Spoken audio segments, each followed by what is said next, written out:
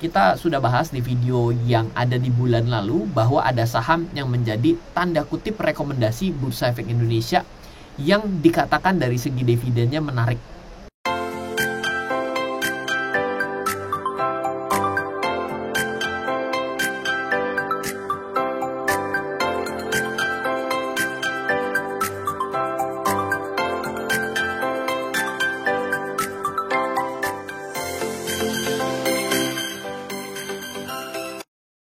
Oke, kali ini kita akan membicarakan mengenai cara mendapatkan 334 juta rupiah dari dividennya saja dari salah satu saham pertambangan di Indonesia. Ya, jarang sekali di channel ini kita membahas secara spesifik mengenai saham karena nama saham kita expose. Mungkin sebagian orang jadi salah paham membuat orang tiba-tiba ingin membeli saham, sehingga memang kita hindari untuk membahas saham secara spesifik dari namanya di channel ini. Namun kalau pada beberapa nama yang saya sebutkan setelah ini, kenapa saya berani menyebutkan? Karena yang merekomendasikan sahamnya secara tidak langsung quote unquote direkomendasikan dari Bursa Efek Indonesia dengan indeksnya. Jadi secara tidak langsung sebenarnya saya tidak menyebutkan apa-apa. Namun saya mau coba cari apakah benar dari yang disebutkan ini memberikan sebuah hasil yang menarik, dan ternyata 334 juta dari dividen saja, bukan menjual saham, mungkin menjadi suatu hal yang menarik untuk kita bisa pelajari lebih jauh. Oke, kita akan langsung saja pada video kali ini. Kita sudah bahas di video yang ada di bulan lalu bahwa ada saham yang menjadi tanda kutip rekomendasi Bursa Efek Indonesia yang dikatakan dari segi dividennya menarik. Setelah sebelumnya di video yang lalu kita membahas dalam sudut pandang saham perbankan yaitu Bank Sentral Asia, sekarang saya akan mencoba membahas dari sudut pandang saham pertambangan. Ini menarik karena pertambangan identik dengan sesuatu yang berisiko. Jadi kalau misalnya Anda tidak tahu, saham pertambangan itu yang paling resiko mengalami kenaikan dengan cepat dan turun dengan cepat akibat harga naik dan turunnya komoditi si saham pertambangan tersebut. Misalnya tambang itu adalah tambang emas, produsen emas, maka secara tidak langsung harga saham dari perusahaan pertambangan yang emitennya mengelola pertambangan emas, maka bila emasnya naik kencang, sahamnya sudah pergi naik duluan. Kenapa bisa begitu? Karena orang berspekulasi bahwa dengan kenaikan harga saham, harga emas, maka akan terjadi suatu pendapatan lebih dari si perusahaan tersebut. Yang sebenarnya sih kan belum tentu juga ya. Kalau naik 10, besok turun 10 kan tiba-tiba hilang juga. Dan oleh karena itulah kenapa ketika turun juga akan direspon mengalami penurunan juga. Nah, oleh karena itulah juga makanya saham pertambangan masuk sebagai kriteria lebih memiliki risiko. Tapi kok bisa ya memberikan suatu dividen yang menarik dan direkomendasikan oleh Bursa Efek Indonesia? Yang apa dimaksud daripada itu disebut direkomendasikan? Karena ternyata 13 nama yang ada di layar yang Anda bisa cek pada video sebelumnya, yaitu adalah Adaro, Astra, BCA, BNI, BRI, BMRI, HMSP, INDF, ITMG, PTBA, Telkom, UNTR, dan UNVR, adalah saham-saham yang masuk ke dalam indeks dividen high 20, di mana yang saya sortir adalah yang tidak boleh pernah keluar dari indeks dividen high 20 sejak dibentuknya indeks ini di Bursa Efek Indonesia. Anda juga mungkin bisa coba lihat ada LQ45, ada Jakarta Islamic Index 30, ada IDX 30, ada Sri Kehati, ada bisnis. Nah, ini IDX Dividend High 20 yang salah satunya syaratnya tentu membagikan dividen secara besar dalam rentang waktu 6 bulan dan selalu direview setiap 6 bulan, dan yang tidak pernah keluar dari listnya adalah 13 nama saham ini. Nah, pada video kali ini kita akan coba meng-highlight saham bukan yang namanya perbankan ataupun yang lain, tapi adalah saham pertambangan. Yang saya pilih adalah yang nomor 1. Kenapa? Karena kan ada 13, kenapa kita nggak sebut dari nomor 1, yaitu adalah Adaro. Mungkin kalau disamakan, Adaro bisa juga dengan PTBA ataupun dengan ITMG, karena sama-sama memiliki sektor yang overlapping seperti itu. Nah, bagaimana kinerja dari Adaro terkait dengan dividennya sehingga bisa masuk ke dalam indeks ini, dan juga bagaimana kinerjanya sebelum indeks ini ada. Jadi saya mengambil data Adaro dari tahun 2012. Dan saya membuat video ini 2022 yang saya cut off di akhir 2021 untuk analisanya. Kita lanjutkan dulu. Adaro ternyata memberikan dividen secara teratur, saya garis bawahi, dari 2012 sampai dengan 2021. Dan Adaro kurang lebih IPO sekitar tahun 2009 kalau saya nggak salah. Dan dari 2012 sampai dengan 2021 rajin membagikan dividen, dan mari kita coba pelajari datanya bersama-sama. Pertama, ini adalah pergerakan harga saham Adaro yang dapat saya rekap. Oh, salah, saya bukan dari 2009, tapi Adaro mulai dari tahun 2008, tepatnya bulan Agustus 2008 sampai dengan April 2022. Saya punya datanya. Saya dapat dari mana? Dari investing.com. Lalu saya sudah merekap dividen sejak 2009 sampai dengan 2021. Jadi, boleh dibilang sejak melantai sampai dengan 2021, Adaro tidak pernah rugi. Kenapa? Karena selalu membagikan dividen. Dan kemungkinan besar, ya meskipun ada sih yang bagi dividen tapi perusahaannya rugi, tapi Adaro memang ternyata selalu untung setiap tahun. Masalah naik dan turun sih nomor ke-10. Yang penting bagi terus, kan seperti itu. Dan meskipun naik dan turun nggak masalah. Lalu saya melakukan kalkulasi. Mari kita lihat dulu. Dengan kita menginvestasikan uang kita dengan membeli 1 lot per bulan, maka tahun 2012 1 lot 100 lembar ya, Anda beli setiap bulan dengan nilai 1 lot, maka Anda memiliki 12 lot dalam 1 tahun, maka Anda perlu modal 1.925.000. Kalau Anda lakukan di 2013, 2015 yang paling turun. Kenapa? Karena paling kecil, berarti boleh dibilang Adaro pasti mengalami koreksi yang besar di tahun 2015. Dan kalau kita perhatikan lagi di 2021, 2020 juga kurang lebih berada di area yang cukup rendah. Karena apa? Mirip seperti tahun 2013. Sudah 7 tahun yang lalu, tapi masih pembelian 1 lotnya masih memiliki nilai yang kurang lebih sama. Nah, yang menarik adalah dividen yang kita terima ternyata kurang lebih berkisar sekitar 4% sampai dengan 6%. Bagaimana cara menghitung dividen yang diterima ini adalah jumlah lot yang kita sudah kumpulkan tahun lalu, kita coba lihat berapa nilai dividennya dibandingkan dengan total modal yang kita sudah keluarkan tahun lalu, maka kita mendapatkan persentasenya 4% sampai dengan 6%. Jadi ya not bad. Kenapa? Tidak ada yang 0, toh tidak ada yang 1%. Kalau Anda memperhatikan dividen Astra nantinya, maka dividen Astra biasanya relatif lebih kecil, kurang dari 2%.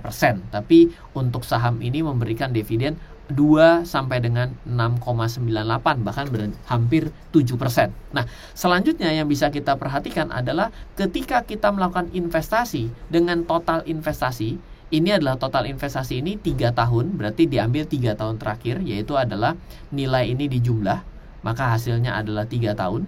Sedangkan 5 tahun adalah 5 tahun dijumlah, 8 tahun dijumlah, dan 10 tahun dijumlah. Lalu kita perhitungkan jumlah lot yang kita miliki, kita kalikan dengan harga terakhir di bulan Desember 2021, kita menjadi 27 juta. Berarti dari total yang kita investasikan selama 10 tahun, kita mendapatkan return 72,36%. Cuma masalahnya ini adalah penjualan saham.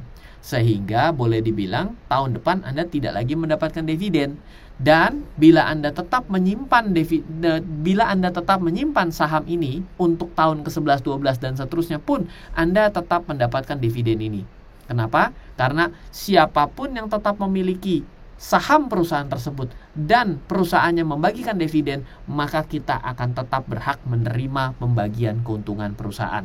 Nah, ini besar, tapi kita mengorbankan. Dan ada yang menarik, ternyata investasi 3 tahun memberikan return persentase yang lebih gede dibandingkan secara 10 tahun. Tapi yang menarik adalah 10 tahun dan 3 tahun, ternyata yang 10 tahun cukup besar juga, 72, dibandingkan yang 3 tahun. Kalau misalnya kita bandingkan dengan yang 5 tahun, betul yang 5 tahun memiliki return yang lebih kecil. Berarti kita mungkin membeli dalam 5 tahun terakhir dalam keadaan Adaro yang lagi mahal-mahalnya. Makanya ketika belanja investasi kita lebih gede, tapi return lebih kecil, secara otomatis kita punya persentase menjadi lebih kecil kan. Nah, dari sini kita melihat bahwa investasi jangka panjang belum tentu bisa lebih untung daripada investasi jangka pendek. Betul, tapi yang menarik adalah investasi jangka panjang 8 dan 10 tahun tetap memberikan return yang besar.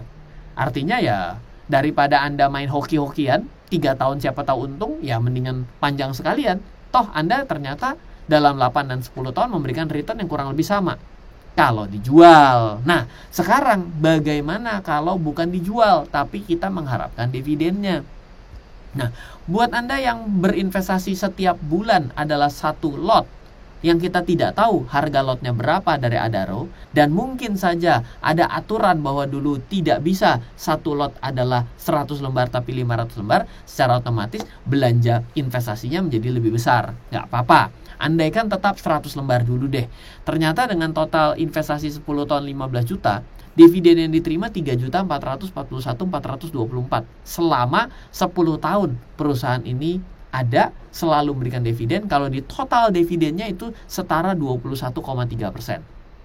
Kalau 8 tahun 18%, kalau 5 tahun 10%, kalau 3 tahun 5%. Loh Pak, gedean yang mana? Mungkin kita agak sulit. Gampangnya sebenarnya kalau mau dapat gedean mana, ini dibagi saja dengan jumlah 10 tahunnya. Ini karena saya tulisannya 10. Lalu kalau ini adalah dibagi 8, kalau ini adalah dibagi 5, kalau ini adalah dibagi 3. Ternyata stabil loh, rata-rata pendapatan dividen per tahunnya itu setara dengan 2%.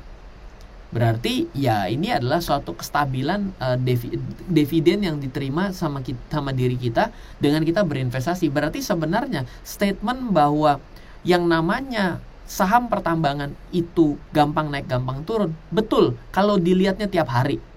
Tapi kalau diinvestasikan secara berkala, enggak loh, data berbicara berbeda. Di sini malah mengatakan dividen yang diberikan cenderung stabil senilai 2%. Ya dong, ini 2%. Ya kan? Tepatnya 2,1. Ini adalah 2,2. Ini 2,1. 1,9, 2% nggak salah dong.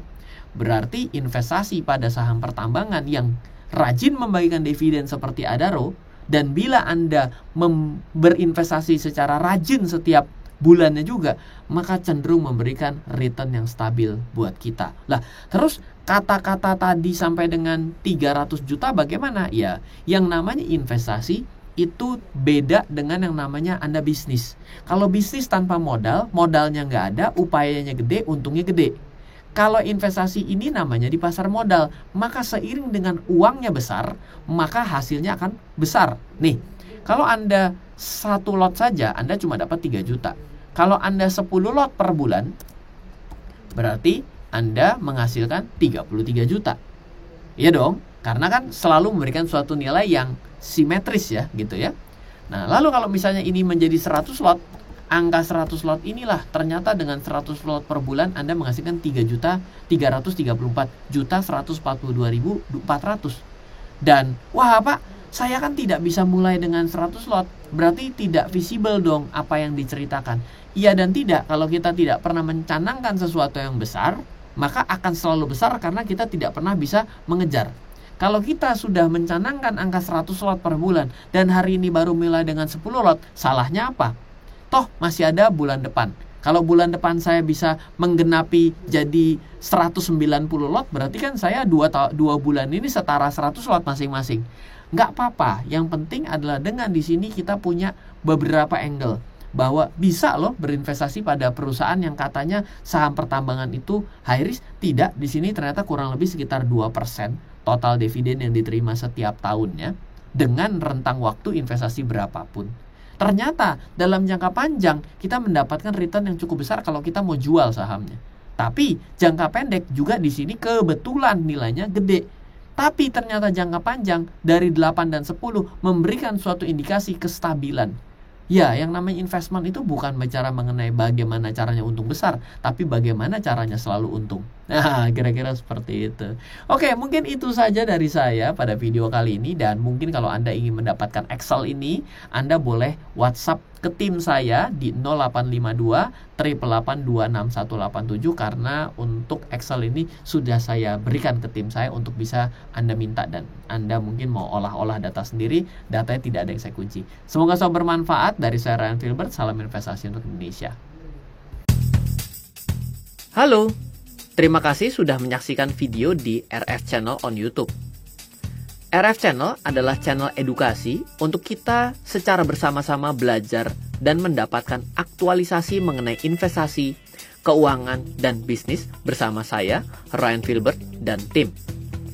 Add nomor WhatsApp saya di 0895 07 08 0789 0895 07 08 0789. Download aplikasi MyRF di Android atau iOS untuk mendapatkan artikel dan tema-tema khusus mengenai edukasi investasi, keuangan, dan bisnis pada aplikasi MyRF sekarang juga. Setiap bulan, saya bersama dengan tim memiliki kelas, mulai dari belajar trading dengan analisa teknikal, yang strateginya bisa Anda terapkan pada seluruh market, mulai dari saham, forex, hingga cryptocurrency, atau kelas investasi saham bernama Fundamental Camp. Untuk mengetahui kelas lainnya dan bertanya mengenai kelas, hubungi tim sekarang juga di 0852 882 6187. Sekali lagi, 0852 882 6187. Semoga terus bermanfaat. Dari saya Ryan Filbert, salam investasi untuk Indonesia.